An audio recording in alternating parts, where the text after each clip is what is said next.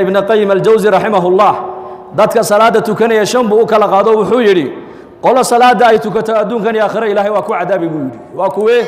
waa kuwa salaada marna way tukadaan marna way ka boodaan marna way tukadaan marna way ka boodaan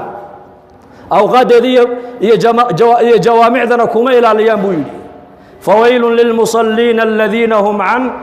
salatihim sahun salaada way tukadaan laakiin awqadeeda xilligii rabaan bay tukadaan kuwa adduunkan iyo aakhira salaadooda ilaahay waa ku cadaabaya baa leeyahay qolada labaad waa qolade salaada way tukadaan jamacana way ku ilaaliyaan masaajidana way yimaadaan laakiin qalbigoodu xaadir ma aha min albidaaya ila nihaaya salaadoodu waa sahwi kuwana salaadoodu ilaahay bay hortaallaa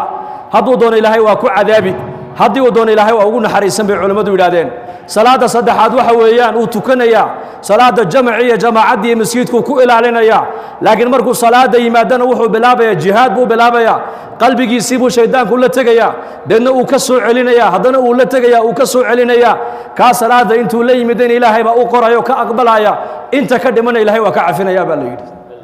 salaada saddexaadna waa salaada maaragtaani awliyada istaciinu bis-sabri was-salaa waa kuwa maaragtaani xawaa'ijtooda baahida ay leeyihiin markay arrin ay la soo daristo waxay leeyihiin salaad baan ku ordayaa hadday ciideeda iyo dayaxa isbedel ku dhaco salaad baa loo jideeyay hadday abaari ay timaado salaad baa loo jideeyay hadday cabsoodaan salaad baa loo jideeyay hadday masiiba ku dhacdo salaad baa loo jideeyay hadday muraad iyo xaajo yeeshaan salaad baa loo jideeyay hadday arrin khayr iyo shar inay u leedahay kala saari waayaan salaat al-istikhara loo jideeyay istaciinu bis-sabri was-salaa duulka afraadi waa duulkee xawaa'ijtooda adduunyadana ay leeyihiin waxay muraad leeyihiin hebel iyo heblaaya noogu sheeg ma yidhaahdaane masaajidka intay soo galaan bay baahidooda ilaahay u sheegtaan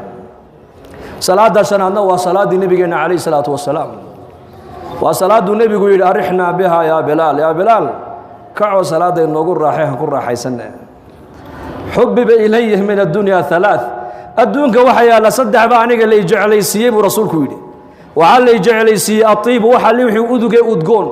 والنساء يا هوينكنا ولا جعليسيي وجعلت قرة عيني في الصلاة هلك إنها يجي قلبي يجوك قبوبيانا صلاة الله يلبو النبي عليه الصلاة والسلام